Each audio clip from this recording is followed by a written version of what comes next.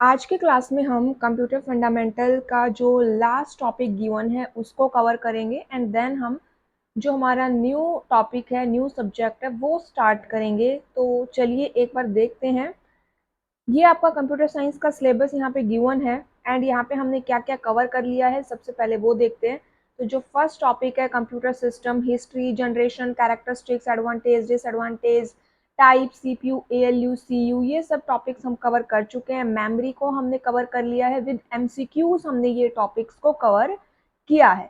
उसके बाद हमने यहाँ पे अब जो हमारा नेक्स्ट टॉपिक इसके अंदर मेंशन है वो है आपका क्लासिफिकेशन ऑफ प्रोग्रामिंग लैंग्वेज। इस टॉपिक को हम आज कवर करेंगे।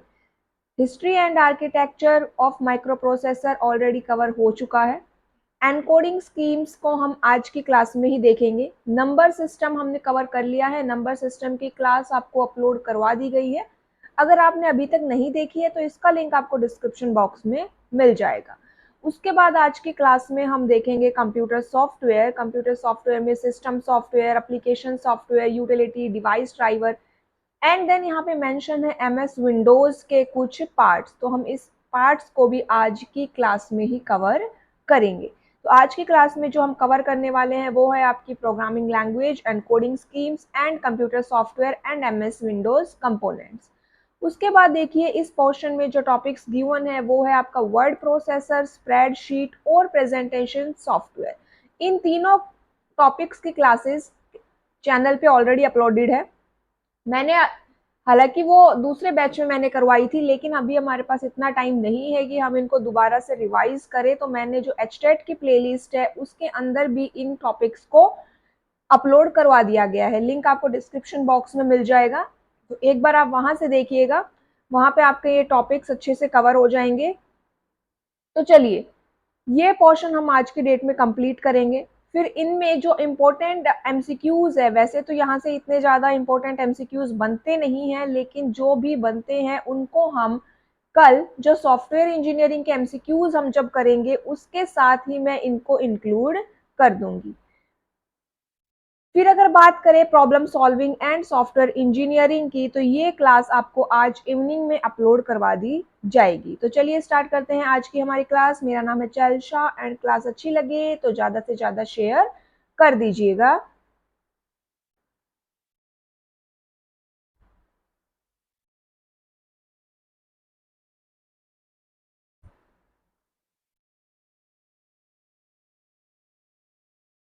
तो अब यहाँ देखिए, सबसे पहले हम बात करेंगे कंप्यूटर सॉफ्टवेयर की।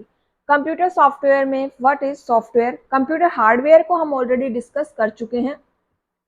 तो व्हाट इज सॉफ्टवेयर। सॉफ्टवेयर होता क्या है। तो सॉफ्टवेयर सेट ऑफ इंस्ट्रक्शंस या सेट ऑफ डेटा या सेट ऑफ प्रोग्राम्स होता है। सॉफ्टवेयर क्या होता है। सॉफ्टवेयर किसी भी बहुत सारे प्रोग्राम्स है, बहुत सारे आपके डेटा है, बहुत सारे इंस्ट्रक्शंस है, उन सब का एक सेट होता है।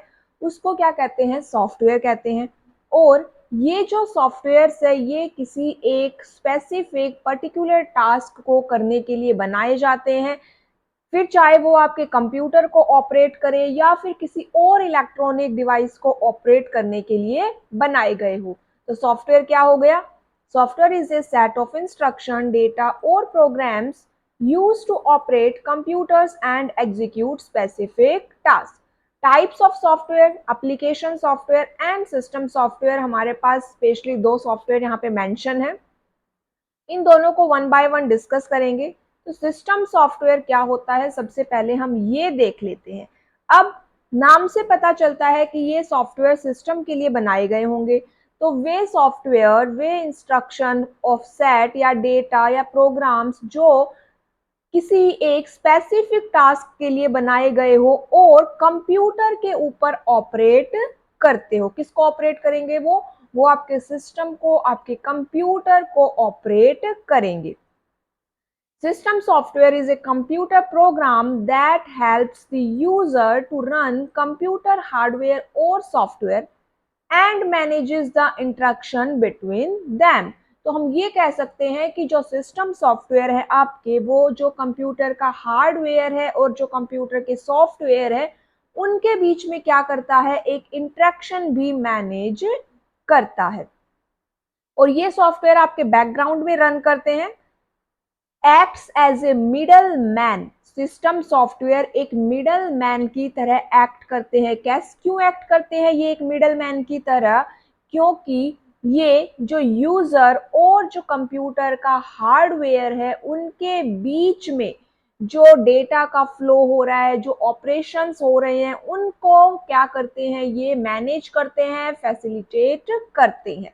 तो इसीलिए system software acts as a middle man.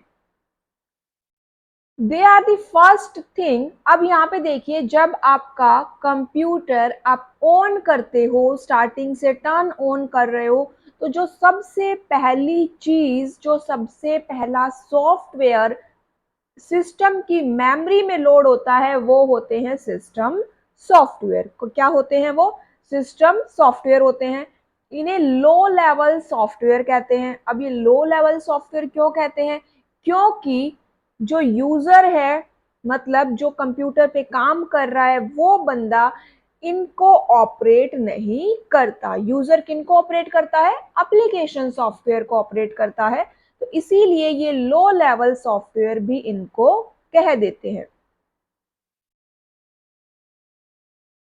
अब चलिए बात कर लेते हैं टाइप्स ऑफ सिस्टम सॉफ्टवेयर के बारे में। तो यहाँ पे देखिए, अगर एग्जाम्पल में पूछ लिया जाए कि इनमें से कौन सा एप्लीकेशन सॉफ्टवेयर है, कौन सा सिस्टम सॉफ्टवेयर है, इसी टाइप के क्वेश्चन यहाँ पे इस टॉपिक से आने के चांसेस है, एग्जाम्पल से रिलेटेड ही आने के चांसेस है। तो यहाँ पे देखिए, operating system, device driver, utility software, firmware, ये सब क्या है? ये आपके सिस्टम सॉफ्टवेयर है। अब इन चार में से ये तीन हमारे सिलेबस में मेंशन है, तो चलिए इनके बारे में वन बाय वन डिस्कस कर लेते हैं। सबसे पहला जो नाम आता है वो है ऑपरेटिंग सिस्टम का। अब यहाँ पे देखिए, जो एचटेट का न्यू सिलेबस है उसके अंदर ऑपरेटिंग सिस्टम टॉपिक को, ऑपरेटिंग सिस्टम सब्जेक्ट को ही पूरी तरह से हटा दिया गया है। लेकिन ऑपरेटिंग सिस्टम काफी इंपॉर्टेंट हमारा टॉपिक रह जाता है। वैसे आपका नहीं है सिलेबस में, लेकिन ये सिस्टम सॉफ्टवेयर में एज ए एग्जाम्पल मेंशन है, तो इसके बारे में हम थोड़ी सी बात कर लेते हैं। तो यहाँ पे देखिए, अब यहाँ पे इसका मतलब ये मत समझिएगा कि ऑपरेटिंग सिस्टम पूरी तरह से कट हो गया है, तो हमें ऑपरेटिंग सिस्टम बिल्कुल नहीं समझना चाहिए। मेरे अकॉर्डिंग मुझे ऐसा लगता है कि हमें ऑपरेटिंग सिस्टम, जो आपका सब्जेक्ट, पूरा सब्जेक्ट है ना, कम से कम उसके की पॉइंट्स के नाम तो पता होने चाहिए कि भाई उसमें कौन कौन सी एल्गोरिदम्स होती थी, उसके अंदर डेडलॉक होता था, इन सब के बारे में हमें टर्म्स का जरूर पता होना चाहिए। ऐसा नहीं हो कि आप वहां पे जाके बैठो और ओएस का बिल्कुल ही ब्लैंक हो जाओ, आपको सिर्फ एक डेफिनेशन पता है, उसके बाद आपको ओएस के कोई भी टर्म्स के बारे में नहीं पता हो। क्योंकि हम नहीं कह सकते अभी भी कि ओएस का नाम तो मेंशन है, तो ओएस के रिगार्डिंग कोई भी क्वेश्चन आने का चांसेस रह जाता है। एकदम बेसिक क्वेश्चन आने के चांसेस रह जाते हैं। ठीक है, मैं ये नहीं कहूंगी कि वो आपको एकदम शेड्यूलिंग एल्गोरिदम का एग्जांपल पूछ लेगा, नहीं, वो मेंशन नहीं है, वो नहीं आएगा। लेकिन एकदम जो बेसिक बातें हैं, इस टॉपिक से रिलेटेड जितनी भी टर्म्स होती है ना, एक बार आप उन पे जरूर नजर मार लीजिएगा। तो चलिए, अभी हम स्टार्ट करते हैं हमारा ऑपरेटिंग सिस्टम। और it acts as an interface between the user and the system hardware. काफी बेसिक सी डेफिनेशन है, स्टार्टिंग से हम पढ़ते हुए भी आ रहे हैं कि ऑपरेटिंग सिस्टम भाई यूजर और हार्डवेयर के बीच में एक इंटरफेस का काम करता है। यूजर एंड हार्डवेयर, और उनके बीच में इंटरफेस कौन है? ऑपरेटिंग सिस्टम है। यहाँ पे जो यूजर होता है उसके ऊपर आपके application, programs, application, software run करते हैं। एंड जो हमारा ऑपरेटिंग सिस्टम होता है उसके पास आपके सिस्टम सॉफ्टवेयर रन करते हैं। हार्डवेयर क्या हो गया? हार्डवेयर हो गया आपके इनपुट आउटपुट डिवाइसेस, मेमोरी, ये सब क्या हो गए? आपके हार्डवेयर में इंक्लूड हो गए। अब यहाँ पे देखिए, जो ऑपरेटिंग सिस्टम है, अब मान लीजिए ऑपरेटिंग सिस्टम नहीं है, ये आपका यूजर है, ये आपका हार्डवेयर है, ये नहीं है। अब ये दोनों एक दूसरे से इंटरेक्ट कैसे करेंगे? हार्डवेयर, ये तो मशीन लैंग्वेज है, एक मशीन है, मशीन की भाषा समझेगा। ये यूजर है, हम है, हमें मशीन की भाषा नहीं आती। तो अब ये दोनों कैसे इंटरेक्ट करेंगे, कैसे काम करेंगे, तो इसीलिए ये आपका एक ऑपरेटिंग सिस्टम आया। It provides an environment to the user so that the user can perform its task in convenient and efficient way. ये क्या करता है ऑपरेटिंग सिस्टम? ये ऑपरेटिंग सिस्टम यूजर को एक ऐसा इन्वायरमेंट देता है जिससे कि वो अपना काम इजीली कर सके। अगर ऑपरेटिंग सिस्टम के एग्जाम्पल की बात की जाए तो डॉस, विंडोज, लिनक्स, यूनिक्स, मैकिन्टॉश। डोस की फुल फॉर्म है डिस्क ऑपरेटिंग सिस्टम और ये माइक्रोसॉफ्ट का सबसे पहला ऑपरेटिंग सिस्टम है। इसका जो फर्स्ट वर्जन था वो 1.0 था एंड ये 8 के मेमोरी के अंदर आया था। ठीक है, अभी विंडोज का जो लेटेस्ट वर्जन चल रहा है वो 11th वर्जन चल रहा है।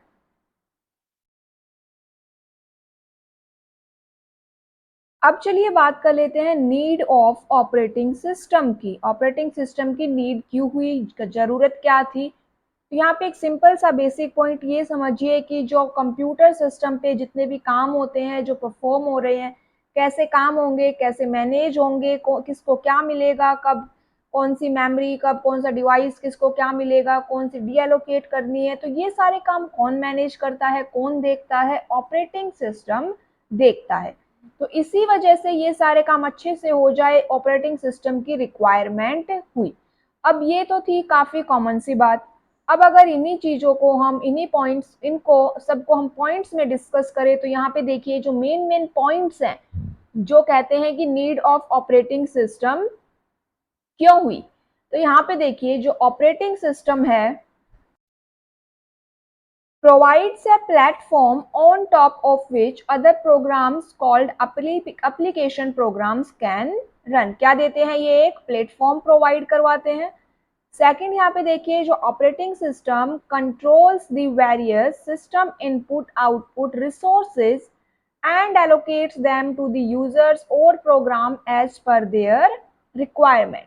थर्ड पॉइंट है मल्टीटास्किंग। मल्टीटास्किंग का क्या मतलब हुआ कि जो मल्टीपल प्रोग्राम्स है, बहुत सारे प्रोग्राम्स है, वो आपके रन करते हैं सिस्टम पे। Operating system manage memory and allow multiple programs to run in their own space and even communicate with each other through shared memory. Next point आता है कि it serve as an interface between the user and the application. Interface का भी काम करता है। It helps in controlling computers main memory को भी ये क्या करता है? कंट्रोल करता है। और साथ साथ ये भी देखता है कि किस एप्लीकेशन को कौन सी मेमोरी एलोकेट हुई है, कितनी मेमोरी एलोकेट हुई है, कितनी डी एलोकेट हुई है, कब डी एलोकेट करनी है। It helps with system file management. It provide security भी ये प्रोवाइड करता है। तो इन सब बातों की वजह से हमें क्या हुई? एक ऑपरेटिंग सिस्टम की रिक्वायरमेंट हुई। अब हम बात करेंगे फंक्शंस ऑफ ऑपरेटिंग सिस्टम। वैसे तो जो नीड में हमने जो पॉइंट्स लिखे हैं वही सब पॉइंट आपके फंक्शन के अंदर भी इंक्लूड हो जाते हैं कि भाई जिन बातों की वजह से उसकी रिक्वायरमेंट हुई वही काम तो वो करेगा, जिन बातों की वजह से उसकी रिक्वायरमेंट हुई वही काम वो करेगा। तो यहाँ पे देखिए सबसे पहला जो पॉइंट इसमें मेंशन है वो है आपका मेमोरी मैनेजमेंट। अब यहाँ पे मेमोरी मैनेजमेंट मतलब कि ऑपरेटिंग सिस्टम ये देखेगा कि किस एप्लीकेशन को, किस प्रोग्राम को कौन सी मेमोरी एलोकेट करनी है। जब उसका काम खत्म हो जाए तो वो मेमोरी उसको डी एलोकेट भी करनी है। तो यहाँ पे क्या है? ये ऑपरेटिंग सिस्टम के काम है। अब यहाँ पे देखो, यहाँ पे एक आपको ये पूरी एक साइकिल दिखाई दे रही है। सबसे पहला नाम आता है इसमें register, cache memory, main memory, electronic disk, magnetic disk, optical disk और मैग्नेटिक टेप। तो यहाँ पे अगर इनके एक्सेस टाइम की बात की जाए, किसकी बात करें हम? यहाँ पे इनके एक्सेस टाइम की अगर बात करें तो यहाँ पे एक्सेस टाइम जा रहा है आपका डिक्रीजिंग ऑर्डर में। यहाँ पे मेंशन है, मतलब कि जो रजिस्टर है उसमें सबसे कम एक्सेस टाइम लगेगा, सबसे कम एक्सेस टाइम ये इंक्रीजिंग ऑर्डर में है, सॉरी किसमें चला जाएगा, ये आपका इंक्रीजिंग ऑर्डर में जाएगा। रजिस्टर में सबसे कम एक्सेस टाइम, रजिस्टर का जो एक्सेस टाइम है वो सबसे कम होता है, फिर उसके बाद कैश का उससे थोड़ा ज़्यादा होता है, मेन मेमोरी का उससे थोड़ा ज़्यादा होता है, और मैग्नेटिक टेप का एक्सेस टाइम सबसे ज़्यादा होता है। तो ये तो बात थी इसके एक्सेस टाइम की। अब अगर इनके कॉस्ट की बात की जाए तो यहाँ पे कॉस्ट जो है वो रजिस्टर की सबसे हाई कॉस्ट होती है। रजिस्टर की कॉस्ट क्या है, सबसे ज़्यादा होती है। उसके बाद आपकी ये डिक्रीजिंग ऑर्डर में क्या चली जाएगी, कॉस्ट चली जाएगी। मैग्नेटिक टेप की कॉस्ट सबसे कम होती है। कॉस्ट के बाद हम बात करेंगे इसके साइज की। तो यहाँ पे जो रजिस्टर है आपका, रजिस्टर का साइज सबसे स्मॉल होता है, फिर कैश का उससे थोड़ा ज़्यादा होता है, एंड मैग्नेटिक टेप का साइज सबसे ज़्यादा होता है। तो साइज यहाँ पे आपका इंक्रीजिंग ऑर्डर के अंदर है। नेक्स्ट इसमें आता है प्रोसेसर मैनेजमेंट। नेक्स्ट क्या है इसके अंदर, प्रोसेसर मैनेजमेंट है। और प्रोसेसर मैनेजमेंट के बारे में अब ये समझिए कि जो ऑपरेटिंग सिस्टम होता है आपका, वो डिसाइड करता है कि किस ऑर्डर में कौन सी प्रोसेस को प्रोसेसर देना है, किस प्रोसेस को कब प्रोसेसर देना है, कब उससे वापस लेना है, किस ऑर्डर में ये प्रोसेस एग्जीक्यूट करेंगी। तो ये सब कौन मैनेज करता है, ये सब आपका प्रोसेसर, आपका ऑपरेटिंग सिस्टम मैनेज करता है। कौन मैनेज करेगा, ऑपरेटिंग सिस्टम मैनेज करेगा कि किस प्रोसेस को कितनी देर के लिए प्रोसेसर देना है। ये बात भी कौन देखेगा, ऑपरेटिंग सिस्टम देखेगा। ठीक है। अब ये जो प्रोसेस मैनेज करने वाली चीज है कि भाई किस प्रोसेस को कितनी देर के लिए प्रोसेसर देना है, कब उससे वापस लेना है, इस प्रोसेस को क्या कहते हैं, तो इस प्रोसेस का नाम है प्रोसेस शेड्यूलिंग। क्या नाम है इस प्रोसेस का, इस पूरी प्रोसेस का नाम होता है प्रोसेस शेड्यूलिंग होता है। और हमारे पास 3 टाइप की शेड्यूलिंग है। कितने टाइप की शेड्यूलिंग होती है आपके पास, 3 टाइप की शेड्यूलिंग होती है। नाम अगर हम उनके देखें तो एक होता है long term scheduling, short term scheduling and middle term scheduling. Scheduling कितने टाइप्स की है, यहाँ पे 3 टाइप्स की है। प्रोसेस शेड्यूलिंग की अगर हम बात करें तो long term scheduling, short term scheduling and middle term scheduling। तो ये थी हमने की बात शेड्यूलिंग की। अब आगे देखते हैं यहाँ पे। अब एक प्रोसेस क्या होती है वो समझ लीजिए। तो एक प्रोसेस होती है एक प्रोग्राम इन एग्जीक्यूशन। प्रोसेस क्या होती है, कोई भी एक प्रोग्राम अगर आपका एग्जीक्यूशन में है तो उसको क्या कहेंगे, हम उसको कहेंगे प्रोसेस कहेंगे। A process is a program in execution. अगर टाइप्स ऑफ प्रोसेस की बात की जाए तो यहाँ पे 2 टाइप्स होती है प्रोसेस की। कौन कौन सी होती है, independent process and cooperating process.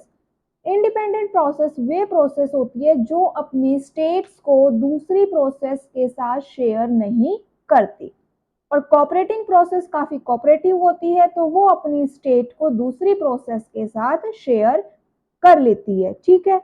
अब अगर हम बात करें, ये जो डायग्राम आपके सामने दिखाई दे रहा है प्रोसेस स्टेट्स का, एक प्रोसेस की टोटल 5 स्टेट होती है। कितनी स्टेट होती है, टोटल 5 स्टेट होती है। कौन कौन सी होती है, new, ready, running, waiting and terminated. अब न्यू स्टेट क्या होता है, न्यू स्टेट का मतलब कि आपकी प्रोसेस क्रिएट हो चुकी है। रेडी स्टेट में आ गई है, रेडी का मतलब अब यहाँ पे आपकी प्रोसेस माइक्रो प्रोसेसर असाइन होने का, प्रोसेसर असाइन होने का वेट कर रही है। रनिंग प्रोसेस में आ गई, इसका मतलब कि वो वहां पे एग्जीक्यूशन हो रहा है, वेटिंग में वेट कर रही है। एंड टर्मिनेटेड, आपकी प्रोसेस का एग्जीक्यूशन फिनिश हो चुका है। ठीक है। अब एक टर्म और यहाँ पे हम डिस्कस कर लेते हैं जो कि एक प्रोसेस से रिलेटेड है, वो है पीसीबी, प्रोसेस कंट्रोल ब्लॉक। हर एक प्रोसेस का अपना एक पीसीबी होता है और ये जो पीसीबी है वो contains everything about a process. एक प्रोसेस से रिलेटेड जितनी भी इंफॉर्मेशन होती है, फिर चाहे वो आईडी हो, उसकी स्टेट हो, उसकी प्रायोरिटी हो, उसके रजिस्टर्स हो, सारी इंफॉर्मेशन इस पीसीबी के अंदर स्टोर होती है।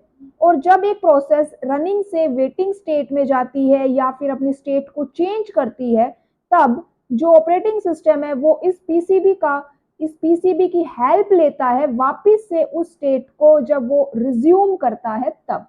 तो इतना हमें समझ में आया। एक प्रोसेसर मैनेजमेंट के लिए इतनी इंफॉर्मेशन अभी हमारे लिए इनफ रहेगी, ठीक है। चलिए अब अगर हम बात करें नेक्स्ट जो हमारा आता है इसके अंदर प्रोसेसर मैनेजमेंट के बाद आपकी नेक्स्ट यहाँ पे जो हम फंक्शन को डिस्कस करेंगे वो है आपका डिवाइस मैनेजमेंट। नेक्स्ट फंक्शन कौन सा है यहाँ पे? Device management. And device management का मतलब क्या हुआ कि जो ऑपरेटिंग सिस्टम है manages device communication via it's respective drivers. और यहाँ पे ऑपरेटिंग सिस्टम सभी डिवाइसेस को ट्रैक भी करेगा। क्यों ट्रैक करेगा? क्योंकि यहाँ पे जितने भी आपके प्रोसेस होती है वो सब क्या करती है? इनपुट आउटपुट रिक्वेस्ट देती है। मान लीजिए सब 4 इनपुट आउटपुट रिक्वेस्ट है, उन्होंने एक सेम प्रिंटर के लिए रिक्वेस्ट कर दी, लेकिन अब किस प्रोसेस को प्रिंटर कब मिलेगा, पहले किसको मिलेगा, कितनी देर के लिए मिलेगा, ये सब कौन डिसाइड करेगा? ये सब ऑपरेटिंग सिस्टम डिसाइड करेगा। तो इसीलिए जो ऑपरेटिंग सिस्टम होता है वो कंट्रोल करता है working of input output devices, manage करता है आपके डिवाइसेस को, रिसोर्सेज एलोकेट डी एलोकेट करने का काम किसका हुआ? ऑपरेटिंग सिस्टम का हो गया। तो इतना हमें समझ में आया डिवाइस मैनेजमेंट के बारे में। चलिए अब नेक्स्ट इसका जो फंक्शन है वो है फाइल मैनेजमेंट। यहाँ पे आपकी जो फाइल है वो ऑर्गेनाइज होती है जैसे डायरेक्टरीज में, सब डायरेक्टरीज में, तो उन सबको मैनेज कौन करता है? वो भी ऑपरेटिंग सिस्टम ही मैनेज करता है। कब क्रिएट हो रही है, कौन सी डिलीट हो रही है। नेक्स्ट है बूटिंग।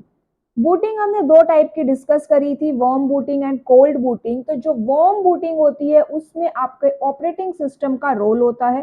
वार्म बूटिंग क्या है? Warm booting is a process of using operating system to restart the computer, ठीक है। इतना हमें समझ में आ गया। नेक्स्ट यहाँ पे जो फंक्शन है वो है आपकी सिक्योरिटी। अब ऑपरेटिंग सिस्टम सिक्योरिटी भी प्रोवाइड करवाता है, जैसे कि पासवर्ड प्रोटेक्शंस हो गए, फायरवॉल हो गई, ये सारी क्या है? सिक्योरिटी है। Error detecting aids, network management, coordination between other software and users. तो ये क्या हो गए? ये एक ऑपरेटिंग सिस्टम के फंक्शंस हो जाते हैं। अब चलिए नेक्स्ट यहाँ पे सॉफ्टवेयर आता है डिवाइस ड्राइवर। अब डिवाइस ड्राइवर क्या होता है? तो देखिए device driver is a type of software that operates or controls some specific hardware devices linked to your system। आप डिवाइस ड्राइवर को इस तरह से समझ सकते हो, मान लीजिए आप एक नया प्रिंटर लेके आए अपने लैपटॉप अपने सिस्टम के लिए, और आपने प्रिंटर को सिस्टम से कनेक्ट कर दिया, लेकिन सिस्टम ने प्रिंटर को रिकॉग्नाइज ही नहीं किया, उसको पता ही नहीं चला कि प्रिंटर कनेक्ट हो गया है, कैसे उस प्रिंटर के साथ काम करे, कैसे उसको कमांड दे। तो इसीलिए प्रिंटर के साथ एक सीडी आती है जिसको उसका ड्राइवर कहा जाता है। सबसे पहले हमें उस ड्राइवर को उसमें इंस्टॉल करना पड़ता है, फिर हमारा सिस्टम उस हार्डवेयर को, उस प्रिंटर को रिकॉग्नाइज करेगा, उसके साथ कम्युनिकेट कर पाएगा। तो ये डिवाइस ड्राइवर क्या होते हैं? Device driver that connects hardware devices, जैसे printer, sound card, network card, hard disk, floppy disk, keyboard, mouse etcetera. कुछ ड्राइवर्स के नाम है यहाँ पे देखिए, BIOS basic input output system device driver, USB driver, motherboard drivers, display driver, printer driver, sound card driver, ROM drivers, VGA drivers. तो यहाँ पे ये कुछ ड्राइवर्स है।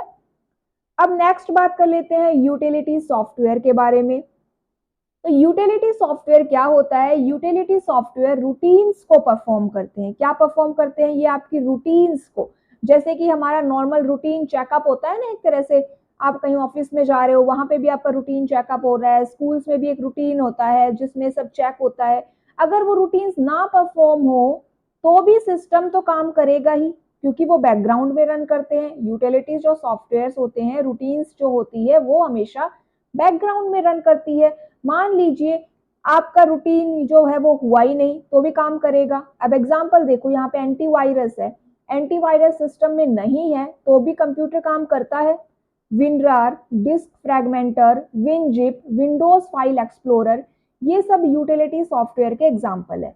अगर ये आपके सिस्टम में आप इंस्टॉल नहीं भी करते हो तो भी हमारा सिस्टम काम करता है, लेकिन इनको इंस्टॉल करने से वो थोड़े और अच्छे से फंक्शनिंग करता है। ठीक है। एप्लीकेशन सॉफ्टवेयर, वे सॉफ्टवेयर जो यूजर के टास्क को परफॉर्म करने के लिए बनाए जाते हैं। कुछ एग्जांपल्स है जैसे कि वर्ड प्रोसेसर। अब वर्ड प्रोसेसर के भी कुछ एग्जांपल्स यहाँ पे क्या आते हैं। वर्ड प्रोसेसर में MS word, iWork pages, Corel word perfect, Google docs. Database software है जो आपके डेटाबेस को मैनेज करेगा, DBMS इनको कह देते हैं।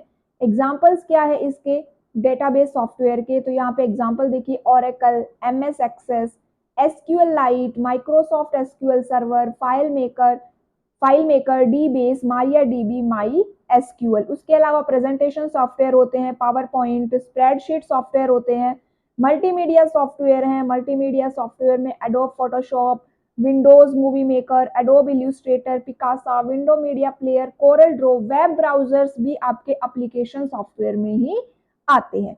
तो ये था हमारा जिसमें हमने सॉफ्टवेयर्स को डिस्कस किया। सॉफ्टवेयर में एग्जांपल्स आने के ज्यादा चांसेस रहेंगे। अब चलिए बात कर लेते हैं प्रोग्रामिंग लैंग्वेज में। तो प्रोग्रामिंग लैंग्वेज क्या होती है, यहाँ पे सिर्फ इसका एक छोटा सा बेसिक इंट्रो है। Programming language defines a set of instructions that are compiled together to perform a specific task by the CPU। Programming language क्यों डिजाइन की जाती है। प्रोग्रामिंग लैंग्वेज भाई उसमें कुछ इंस्ट्रक्शंस होते हैं, कुछ इंस्ट्रक्शंस हम देते हैं जो कंपाइल होते हैं और कंपाइल होने के बाद कोई एक काम परफॉर्म करते हैं। तो प्रोग्रामिंग लैंग्वेज वही होती है। क्लासिफिकेशन है लो लेवल और हाई लेवल, कई जगह पे मिडिल लेवल लैंग्वेज भी आपको मिलेगी। दोनों लैंग्वेजेस का डिफरेंस देख लीजिए, मेन पॉइंट्स क्या क्या है। लो level language is a machine friendly language. Machine friendly language का मतलब है वो मशीन के ज्यादा नजदीक है, 0 और 1 की लैंग्वेज को समझती है। High level language user friendly language है, इसका मतलब वो ह्यूमन के ज्यादा नजदीक है और वो इंग्लिश वर्ड को ज्यादा समझेगी। Low level language takes more time to execute and high level language क्या है, फास्टर होती है। लो लेवल लैंग्वेज में आपको एक असेंबलर की जरूरत होगी to convert assembly code into machine code, and high level में कंपाइलर और इंटरप्रेटर की रिक्वायरमेंट होती है। Machine code can not run on all machines, so it is not a portable language. High level code can run all the platforms, so it is a portable language. It is memory efficient and it is less memory efficient. Debugging and maintenance are not easier in a low level language, and in high level language debugging and maintenance are easy. Types की अगर बात करें तो machine language and assembly language दो types है। High level में आपकी C++, Python, जावा, basic, Fortran ये सब इंक्लूड हो जाती है। अब चलिए बात कर लेते हैं असेंबली लैंग्वेज और मशीन लैंग्वेज के बीच में डिफरेंस। तो मशीन लेवल लैंग्वेज होती है वो सबसे लोएस्ट लेवल पे काम करती है। एक हिरार्की है लैंग्वेजेस की, उस हिरार्की में सबसे लोएस्ट लेवल पे मतलब कि हार्डवेयर के सबसे नजदीक है मशीन लैंग्वेज। मशीन लैंग्वेज से ऊपर असेंबली एंड असेंबली से ऊपर हाई लेवल लैंग्वेज आती है। जो मशीन लैंग्वेज है it has 0 abstraction level from the hardware, क्योंकि ये हार्डवेयर के एकदम नजदीक है तो इसका जो अब्स्ट्रैक्शन लेवल है वो 0 रहेगा। असेंबली लैंग्वेज का लेस अब्स्ट्रैक्शन होता है। Machine language can not be easily understood by humans and assembly language easy to read, write and maintain as compare to machine language. Machine language is written in binary digits and in assembly language कुछ English के words होते हैं जिन्हें हम मैनिमोनिक्स कहते हैं, वो use होते हैं। It does not require any translator as the machine code is directly executed by the computer, and in assembly language assembler is required. Machine language is a first generation programming language, assembly language is a second generation programming language, and high level language is a third generation programming language.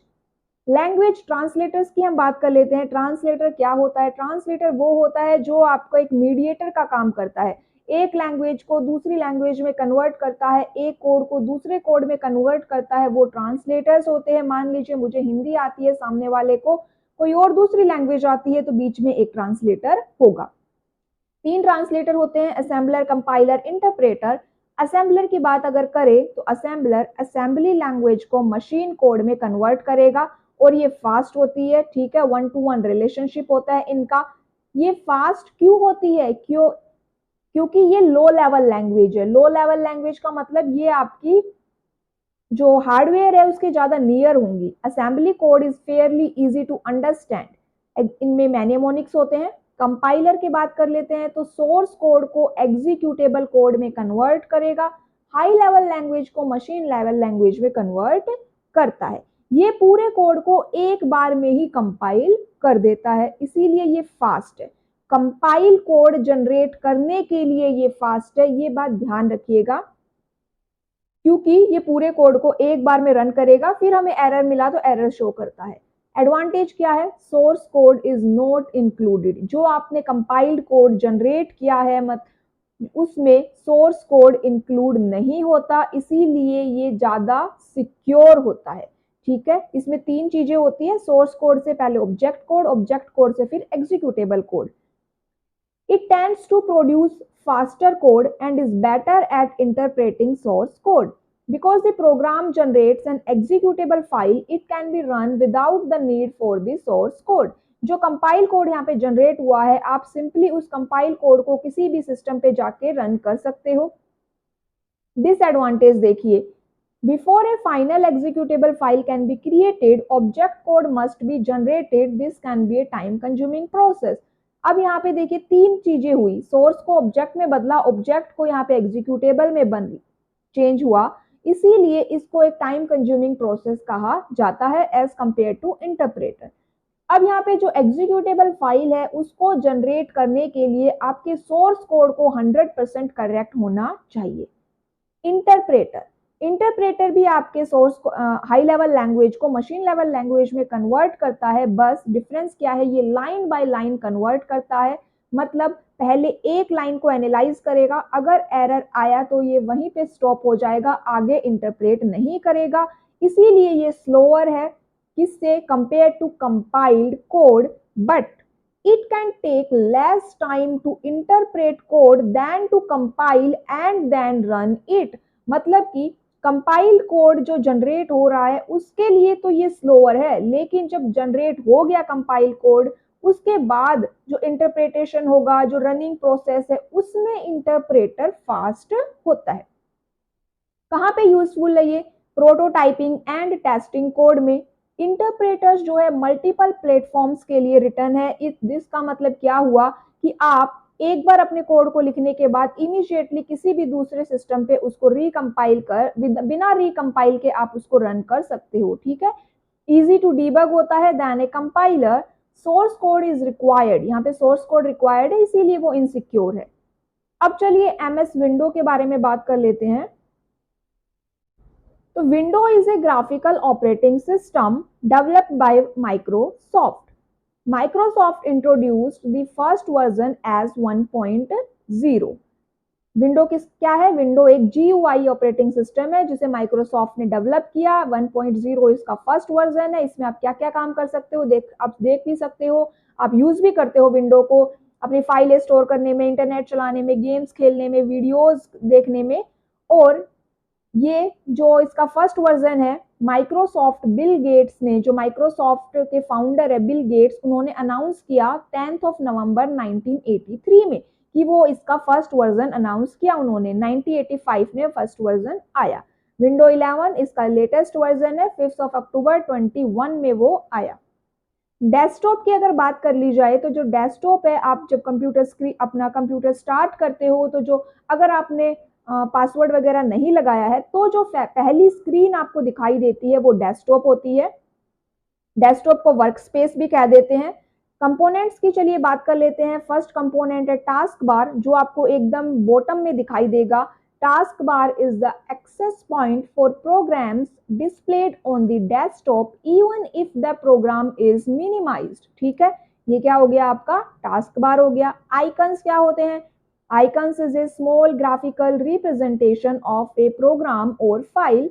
और जब भी आप किसी icon पे double click करोगे तो आपकी वो फाइल क्या हो जाती है? ओपन हो जाती है. This PC window is the starting point. क्या है ये? Starting point to access every disk, folder, file on your PC computer. और इसको हम कहाँ से एक्सेस कर सकते हैं? फाइल एक्सप्लोरर से. दिस पीसी के अंदर आपकी जितनी भी ड्राइव्स है, रिमूवेबल ड्राइव्स है, नेटवर्क ड्राइव्स है, वो सारी आपको वहां पे शो होती है.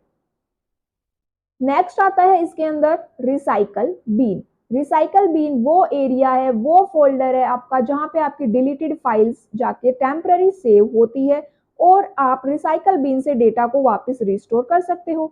File explorer is a file browser that helps you access, view and manage all the files stored on your computer. Edge browser is the Microsoft default web browser for all Windows 10 and above. और Edge browser से पहले कौन था? Internet explorer था. It was first released in 2015 as part of Windows 10 and Xbox One. Themes and background की अगर बात की जाए तो theme A is a combination of desktop background pictures, window colors and sounds, or it is a preset group of colors, fonts, backgrounds and layouts. Background क्या होते हैं? जो आपकी pictures, colors behind your slide content, and layout क्या होता है? The way your text and images are arranged on a slide. इतना हमें समझ में आया. कट कॉपी पेस्ट ये सब हमें पता है, इसीलिए सिर्फ डेफिनेशन में आपको मेंशन करवा रही हूँ. कट कॉपी पेस्ट क्या होता है? कट कमांड क्या करेगी? आपके सिलेक्टेड डेटा को रिमूव कर देती है. कॉपी कमांड उसका डुप्लीकेट क्रिएट कर लेती है. और जो कट और कॉपी में जो डेटा आया है वो टेम्पररी स्टोरेज होती है उसकी. कहां पर? क्लिपबोर्ड के अंदर. बाद में आप क्लिपबोर्ड से डेटा को कहीं पर भी पेस्ट कर सकते हो पेस्ट कमांड को यूज करके. चलिए अब हम बात कर लेते हैं एनकोडिंग स्कीम्स की. तो एनकोडिंग स्कीम्स में जो सबसे पहली बात है कि एनकोडिंग क्या होती है. And what is encoding? Encoding एक मेथड है, एक प्रोसेस है जिसके अंदर आप अपने कैरेक्टर्स को कन्वर्ट करते हो किसी नए फॉर्मेट के अंदर. ठीक है, इट इज ए मेथड और process of converting a series of characters that is letters, numbers, punctuations and symbols into A special और यूनिक फॉर्मेट फॉर ट्रांसमिशन और स्टोरेज. स्कीम्स देखिए यहाँ पे कुछ नाम आपको पता होने चाहिए जो आपको दिखाई दे रहे हैं. आस्की, इसकी, यूनिकोड, UTF-8, UTF-16, UTF-32. अब एनकोडिंग स्कीम से केवल दो ही क्वेश्चन बनते हैं, वो है इनकी फुल फॉर्म. सबसे पहले हमें इनकी फुल फॉर्म पता होना चाहिए. और जो दूसरा क्वेश्चन यहाँ पे इंपॉर्टेंट बनता है कि कितनी बाइट यूज होती है किसी एक एनकोडिंग स्कीम में, वो कितनी बाइट यूज करता है ये हमें पता होना चाहिए. तो यहाँ पे देखिए फुल फॉर्म आस्की की American standard code for information interchange. There are standard character codes used to store data. It is an alphanumeric code. ये भी इंपॉर्टेंट है यहाँ पे. It comes in two forms, 7 bit and 8 bit. 7 bit के अंदर 128 characters allow है, मतलब कि 2 की पावर 7. और अगर 8 बिट कोड है तो 256 कैरेक्टर्स अलाउड है, इसका मतलब 2 की power 8. It is an extended version of ASCII 7. इसके की फुल फॉर्म देख लीजिए, Indian standard code for information interchange. It use to represent several Indian writing systems. जो हमारा आज फोन देखते हो आप, उसके अंदर जो कीबोर्ड है, आप उसके अंदर कोई भी लैंग्वेज यूज कर सकते हो. मराठी, तमिल, कन्नड़, इंग्लिश, हिंदी, पंजाबी, सब लैंग्वेज यूज होती है. तो वो इसी एनकोडिंग स्कीम को यूज करते हैं. इसकी जो कि इंडियन राइटिंग सिस्टम है, ये एक 8 बिट एनकोडिंग स्कीम है, मतलब 256 कैरेक्टर.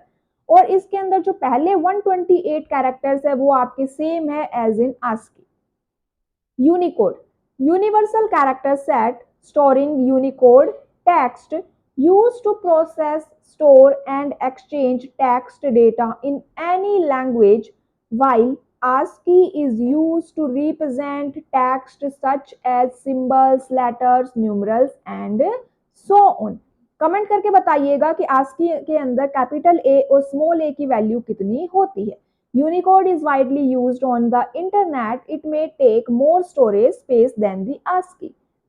यूनिकोड स्कीम्स क्या है? UTF-8। UTF-8 की फुल फॉर्म क्या है? UTF की Unicode transformation format. Unicode transformation format, और ये एक 8 बिट वैल्यू है। It is a variable length encoding form. It uses 1, 2, 3 और 4 byte to encode every code point. सबसे ज्यादा यूज होती है by default HTML, Python UTF-8 को यूज करते हैं। Used to represent Unicode text in web pages, Unicode is a character set but UTF-8 is encoding। ठीक है। UTF-16 में 16 बिट वैल्यू होती है, वेरिएबल लेंथ है 16 और 32 बिट्स है, मतलब 2 बाइट्स और 4 बाइट्स ये यूज करते हैं। UTF-32 32 बिट वैल्यू पर कोड पॉइंट, ये फिक्स्ड लेंथ है। बाकी दो वेरिएबल लेंथ ही ध्यान रखिएगा, ये फिक्स्ड है। 32 बिट और 4 बाइट इसके अंदर यूज होती है। तो ये थी आज की हमारी क्लास कंप्यूटर फंडामेंटल की। इससे रिलेटेड एमसीक्यूज हम कल की क्लास में डिस्कस करेंगे। सॉफ्टवेयर इंजीनियरिंग के जब हम एमसीक्यूज करेंगे तो उसी में मैं इसके एमसीक्यूज को इंक्लूड करूंगी।